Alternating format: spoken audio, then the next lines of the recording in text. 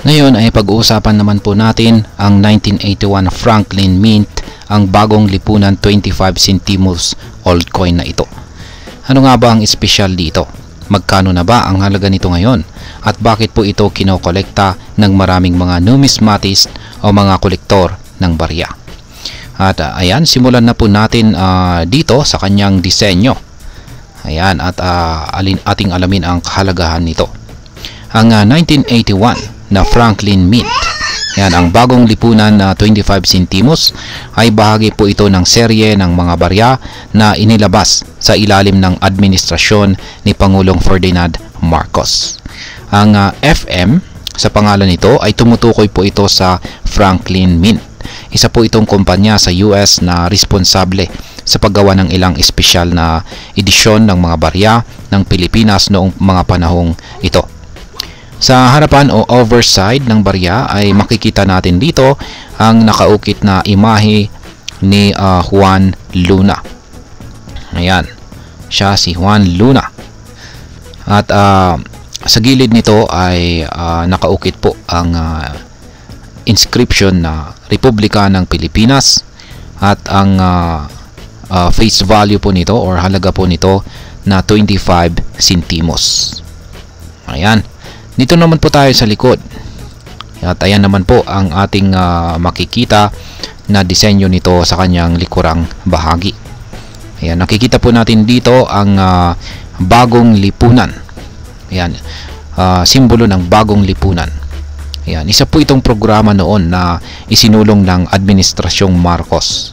Ang disenyo po ng barya na ito ay sumasalamin sa panahong iyon sa kasaysayan ng Pilipinas, lalo na ang layunin ng gobyerno noon na itaguyod ang disiplina at kaunlaran sa ilalim ng bagong lipunan.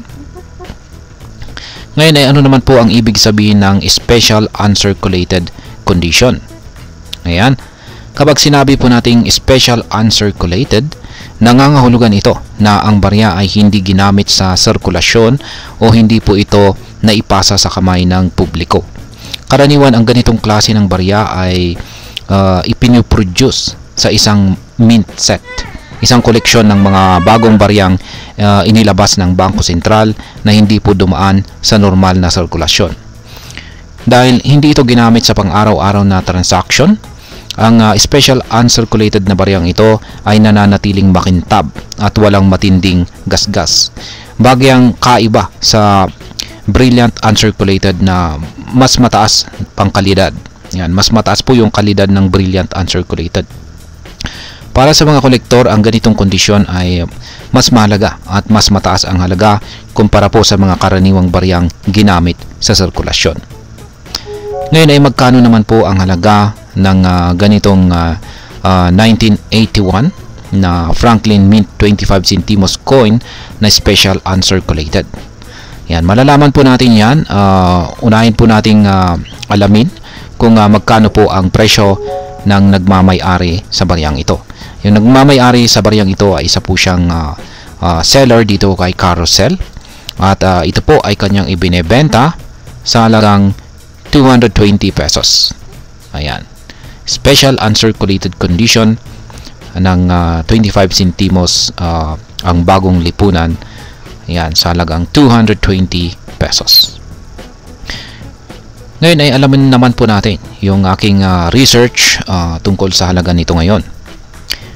Ang tanong na madalas pong itinuturing ng maraming mga interesadong kolektor ay, ayan, magkano ang halaga ng ganitong lumang barya? At masasabi kong depende po ito sa kondisyon ng barya. Maaring mag-iba po kasi ang presyo nito sa market at meron pong mga tinatayang halaga nito sa kasalukuyang panahon natin ngayon. Yan, kapag circulated condition po siya, ginamit po ito sa sirkulasyon, may gasgas or kupas, karaniwan itong nagkakalaga lamang ng 5 pesos hanggang 20 pesos bawat piraso. At yan po ulit ay kung circulated condition siya. Kapag uncirculated condition naman po siya, ito naman po yung hindi ginamit sa sirkulasyon at saka makintab pa. Maaring umabot po ito sa 100 pesos hanggang 300 pesos. Depende po sa kalidad. At ngayon ay ito naman yung special uncirculated condition or mint set. Dahil bihira po ito at may mataas na kalidad, maaaring umabot po ang halaga nito sa 500 pesos hanggang 1,500 pesos. Lalo na kung ito ay nasa original packing pa nito.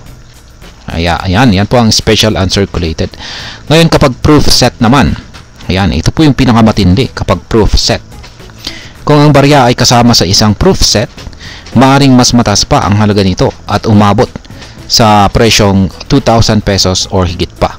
Lalo na kung ito ay nasa magandang kondisyon at may kasamang certificates. Sa ibang bansa, lalo na sa mga collectors ng Philippine coins, maaaring mas mataas pa ang presyo nito sa mga online auction sites tulad po ng eBay. Depende po sa demand at kalidad ng barya. Ngayon ay bakit nga ba kinokolekta ito ng mga numismatist? Yan. Maraming numismatist o kolektor ng barya ang interesado sa lumang barya na ito. Dahil po sa ilang mga dahilan. Unang dahilan ay ang makasaysayang halaga nito. Dahil ito ay bahagi ng ang bagong lipunan series, may kahalagahan po ito sa kasaysayan ng Pilipinas. Pangalawa ay meron itong bihirang kondisyon. Ang mga special uncirculated na bersyon ay hindi po madaling matagpuan, kaya mas mahalaga ito para sa mga kolektor. Pangatlo ay meron lamang po itong limited minting. Hindi tulad ng mga regular na baryang inilabas para sa pang-araw-araw na paggamit, ang special uncirculated versions ay ginawa lamang sa limitadong bilang. At ang panghuli ay tumataas po na halaga sa hinaharap.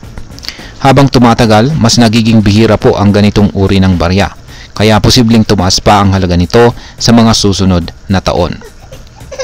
Ngayon ay dapat po ba itong ipunin o ibenta ngayon?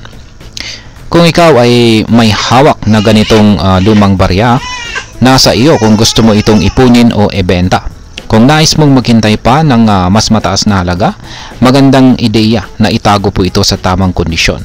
Malayo po sa alikabok, moist at init para hindi po ito kalawangin o mawalan ng kalidad. Ngunit kung gusto mo nang kumita ngayon, maaari mo po itong ibenta sa mga numismatic groups, online marketplaces o auction sites upang makahanap ng tamang buyer na willing magbayad ng premium price.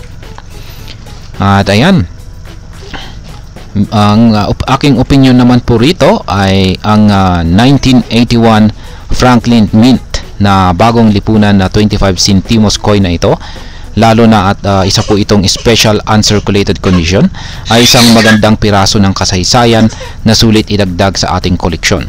Bagamat hindi po ito kasing mahal ng ibang mga sinaunang barya, ang kahalagahan po nito sa ating kasaysayan at ang posibilidad ng pagtaas ng halaga nito sa hinaharap ay sapat na dahilan upang ito ay ating ipunin at itago. Kung mahilig ka po sa numismatics, ito ay isang magandang barya na dapat po nating ingatan.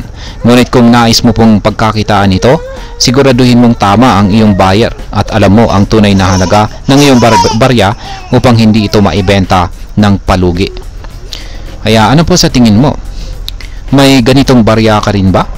I-comment mo po sa ibaba ang iyong opinion at huwag kalimutang i-like at i-subscribe para sa mas maraming usapang numismatics at saka old coins.